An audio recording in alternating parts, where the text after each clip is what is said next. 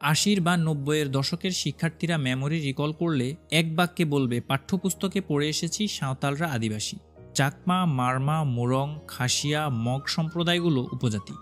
চাকমা হলো বাংলাদেশের সবচেয়ে বড় ট্রাইবাল জনগোষ্ঠী, যাকে আমরা বলি ক্ষুদ্র জাতিগোষ্ঠী, নৃগোষ্ঠী বা উপজাতিও বলা হয়। গত এক দশকেরও আগে হঠাৎই একটি প্রশ্ন তীব্র হতে থাকে, তা হলো চাকমারা কি উপজাতি নাকি আদিবাসী। বিতর্কটি আরও জমে ওঠে যখন বাংলাদেশের পররাষ্ট্র মন্ত্রণালয় এক চিঠিতে পার্বত্য চট্টগ্রাম বিষয়ক মন্ত্রণালয়কে অনুরোধ করেছে আদিবাসী শব্দের পরিবর্তে উপজাতি শব্দটি ব্যবহার করার জন্য। সেই চিঠিতে দুটি উল্লেখযোগ্য পয়েন্ট আছে। প্রথমটি হলো নিউ ইয়র্কের জাতিসংঘের আদিবাসী ইস্যু সংক্রান্ত স্থায়ী ফোরামের চতুর্থ অধিবেশনে বিভিন্ন ব্যক্তি ও সংস্থা অভিযোগ করে বাংলাদেশই একমাত্র দেশ যেখানে উপজাতিদের আদিবাসী হিসেবে অভিহিত করা হয়। দেশের বিভিন্ন আইনের বইতে এবং সরকারের গুরুত্বপূর্ণ ব্যক্তিরাও তাদের বাণীতে আদিবাসী শব্দটিই ব্যবহার করে। আর দ্বিতীয় পয়েন্ট ছিল চীন ভারতে উপজাতি জনগোষ্ঠীকে আদিবাসী বলা হয় না, তবে কেন বাংলাদেশ আদিবাসী শব্দটি ব্যবহার করবে? এই বিতর্কের দিকে আমরা যাচ্ছি না, কারণ আমাদের বিষয়বস্তু চাকমাদের সাথে স্বল্প আকারে আপনাদের পরিচয় করিয়ে দেওয়া। তবে শুরু করার আগে রাঙ্গামাটির বোমাং রাজা, যিনি মূলত বোমাং সার্কেলের সার্কেল চিফ, চাকমাদের সম্পর্কে টিঙ্কু ট্রাভেলারকে বোমাং রাজার দেওয়া পরিচয়টা একটু তুলে ধরি। রাজার ভাষ্যমতে তাদের পূর্বপুরুষ আগে আরাকানে বসবাস করত। সেখানে 4 ভাই পৃথক 4টি এলাকার রাজা ছিল। ঘটনাক্রমে 2 ভাইয়ের মধ্যে যুদ্ধ হয়। সেই যুদ্ধে এক ভাই হেরে গিয়ে আত্মমর্যাদা রক্ষার্থে রাজ্য ছেড়ে বাংলাদেশে এসে বসবাস শুরু করেন। সেখান থেকেই চাকমা রাজা বোমাংয়ের উৎপত্তি। চাকমাদের নিজেদের মধ্যে প্রচলিত পরিচিতি চাংমা হিসেবে। এছাড়া তারা নিজেদের জুম জনগোষ্ঠী হিসেবে পরিচয় দিতেই স্বাচ্ছন্দ্য বোধ করে।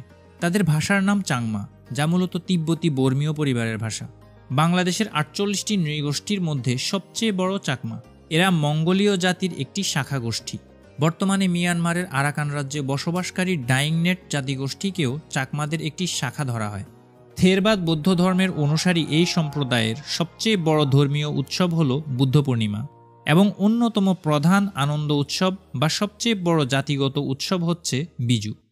চাকমাদের বড় একটি অংশ অভিবাসন নিয়ে যুক্তরাষ্ট্র, কানাডা, যুক্তরাজ্য, ফ্রান্স, চীন, কোরিয়া, অস্ট্রেলিয়া ও জাপান সহ বিশ্বের বিভিন্ন দেশে বসবাস করছে। এছাড়া ভারতের উত্তর পূর্বাংশের ত্রিপুরা, অরুণাচল ও মিজোরাম রাজ্যে এই জনগোষ্ঠীর উল্লেখযোগ্য একটি অংশের বসবাস আছে। তবে সবচেয়ে বেশি সংখ্যক চাকমা বাস করে বাংলাদেশের বৈচিত্র্যপূর্ণ ও সংস্কৃতির পীঠস্থান পার্বত্য চট্টগ্রামের রাঙ্গামাটি, খাগড়াছড়ি ও বান্দরবান এলাকার পাহাড়ি অঞ্চলে। পাহাড়ি এই জনগোষ্ঠীকে বলা যায় এরা সরল ও শান্তিপ্রিয়। নৃতাত্ত্বিক বিচারে এরা তিবেত বর্মন সাব ফ্যামিলির অন্তর্গত এবং মঙ্গলয়েড জনগোষ্ঠীভুক্ত। তবে মগদের মতে চাকমারা মুঘলদের বংশধর। চাকমা মেয়েদের এত ফর্সা ও দৈহিকভাবে স্লিম থাকার রহস্যের পেছনে যে যুক্তি দাঁড় করানো হয় তা হলো তাদের পূর্বপুরুষদের মঙ্গলয়েড হওয়ার সম্ভাবনা সবচেয়ে বেশি।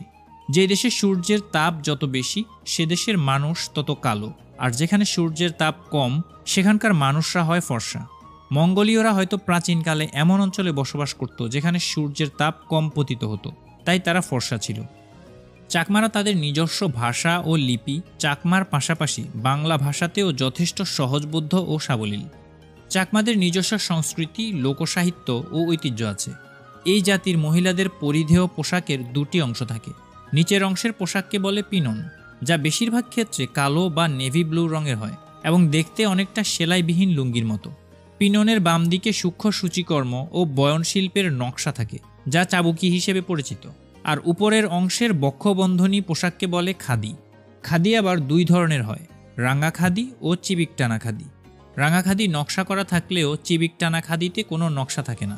বিজু এবং বিভিন্ন বিয়ের অনুষ্ঠানে এই পোশাকের সাথে নারীদের দেহে শোভা পায় গহনা, যা আবার বেশিরভাগই রূপার হয়, তবে অন্যান্য অনুষ্ঠানে তারা সোনার অলংকারই বেশি পরে।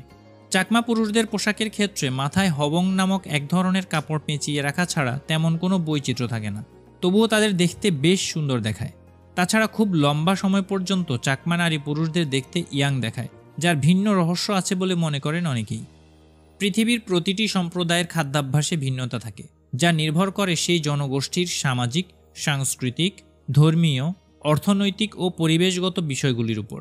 তেল ও মশলা একেবারেই কম পরিমাণে ব্যবহার করা চাকমাদের রান্নার অন্যতম প্রধান বৈশিষ্ট্য। তবে চাকমারা সেদ্ধ ঝাল তরকারি বেশি পছন্দ করে, আর তাদের খাদ্য তালিকায় মিষ্টান্নের উপস্থিতি খুবই কম, যদিও উৎসবে তাদের পায়েস খাওয়ার প্রচলন আছে। বাঙালিদের মতো চাকমাদেরও প্রধান খাদ্য হলো ভাত এবং সাথে থাকে বিভিন্ন সবজি, মাছ, মাংস ও ডিম। তাদের একটি ঐতিহ্যবাহী খাবারের নাম শীতল, যা মূলত শুটকি জাতীয় একটি খাবার। অনেক মাছের শুটকি একসাথে মিশিয়ে এই খাবারটি তৈরি করা হয় এবং তারা বেশিরভাগ তরকারি শীতল দিয়ে রান্না করে, যার মধ্যে বহুল প্রচলিত একটি হচ্ছে হোরবো। শীতল দিয়ে মরিচ ভর্তা করে তার সাথে আম, চালতা, আমড়ার মতো বিভিন্ন টক জাতীয় ফল মিশিয়ে তৈরি করা হয় এই খাবার। একসময় এই জনগোষ্ঠী বাঁশের ভেতর মাছ মাংস রান্না করত। সুমতন নামে এর বেশ পরিচিতি থাকলেও বর্তমানে এর প্রচলন একেবারেই কম। তবে ঐতিহ্য ও জনপ্রিয়তার দিক থেকে পাঁচনতন এখনও শীর্ষে। চৈত্র সংক্রান্তির উৎসব বিজুতে প্রতিটি বাড়িতে পাঁচন রান্না করে অতিথিদের আপ্যায়ন করা হয়। অন্তত 5টি সবজির সংমিশ্রণে রান্না হওয়ার কারণে এর নাম পাঁচন, যদিও বিজুর পাঁচনে 5-এর অধিক সবজিও ব্যবহার করা হয়। চাকমা সমাজে বয়স্কদের মধ্যে তামাক খাওয়ার প্রচলন আছে। তারা নিজেদের তৈরি হুক্কার মাধ্যমে তামাক সেবন করে, যাকে চাকমা ভাষায় দাবা বলে। বাড়িতে পচানো ভাত দিয়ে পানীয় তৈরি করা প্রায় সব উপজাতিদেরই অন্যতম বৈশিষ্ট্য। এই প্রথা চাকমাদের মধ্যেও দেখা যায়। পার্বত্য চট্টগ্রামে 14টা জাতিসত্তার বসবাস রয়েছে, যারা একত্রে জুম জাতি হিসেবে পরিচিত। সারা বিশ্বে যখন red wine, whisky, Ram, vodka বা বিয়ারের মতো ড্রিঙ্কস বিপুল পরিমাণে উৎপাদন হচ্ছে, তখন পিছিয়ে নেই বাংলাদেশের পাহাড়ি জনগোষ্ঠীও। পাহাড়িদের উৎপাদিত মদ মূলত চোলাই মদ হিসেবে পরিচিত। এই মদ তৈরিতে তারা ব্যবহার করে মুলি ও চাউল। মুলি হলো এক প্রকার দারু ফুল গাছ। এই গাছের বাকলের সাথে চালকে ঢেঁকিতে গুঁড়ো করে যেই মিশ্রণটি পাওয়া যায়, তার সাথে হালকা রসুন ও মরিচ মিশিয়ে পরিমাণ মতো পানি দিয়ে গোল বা চ্যাপ্টাকৃতির মুলি বানানো হয়। এই মুলিকে খড়ের মধ্যে রেখে 2-3 রাত পাতলা কাপড় দিয়ে ঢেকে রাখলে সাদা রং ধারণ করে। এরপর রোদে শুকিয়ে রান্না করা ভাতের সাথে মিক্স করা হয়। এই মিশ্রণকে বড় পাত্রে 2-3 রাত ভিজিয়ে রাখা হয়, যা মদ ভাত নামে পরিচিত। 2-3 রাত পার হলে এই মদ ভাত হাঞ্জিতে পরিণত হয়। সম্প্রদায়ের যারা মদ খায় না, তাদের মধ্যেও অনেকেই এই হাঞ্জি খায়। মদ ভাতের পাত্র চুলায় বসিয়ে তাপ দেওয়া হয়। এই পাত্রের উপর তলা ছিদ্রযুক্ত বিশেষ ধরনের মাটির পাত্র লাগানো হয়, যার উপর লম্বা বাঁশের চোঙা লাগানো থাকে। এই চোঙা দিয়ে মদগুলো বাষ্প আকারে আরেকটা পাত্রে যায়। এই পাত্রে ঠান্ডা পানি ঢেলে বাষ্পগুলোকে ঘনীভূত করে নল দিয়ে বোতলে মদ সংগ্রহ করা হয়। তবে বর্তমানে তারা এই কঠিন পদ্ধতি অবলম্বন খুবই কম করে। অভিনব পদ্ধতিতে আরও সহজভাবে মদ তৈরি করে এখন পাহাড়ি জনগোষ্ঠী। চাকমারা 1546 সালে আরাকান রাজা ম্যাং বেং বার্মার সাথে যুদ্ধে জড়ায়।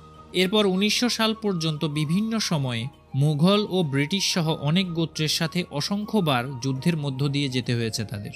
তবে চাকমারা মুঘল সরকারের সঙ্গে বন্ধুভাবাপন্ন ছিল, কারণ শুধুমাত্র সুতার উপর কিছু শুল্ক ছাড়া তাদের উপর আর কোনো রাজস্ব ধার্য করা হতো না, এবং তাদের সম্পূর্ণ স্বায়ত্তশাসন সহ নিজস্ব জীবন পদ্ধতি অনুসরণের অনুমতি দেওয়া হয়েছিল। চাকমা ভাষায় কিছু প্রাচীন পুঁথি ছিল, যার মধ্যে তালপাতায় লিখিত চাদিগাং চারাপালা একটি। এই পুঁথি থেকে জানা যায় চাকমারা নেপাল থেকে দক্ষিণ পূর্ব এশিয়ার নানান দেশ পরিক্রম করে ব্রহ্মদেশ ও আরাকানের ভেতর দিয়ে পার্বত্য চট্টগ্রামে এসে পৌঁছে।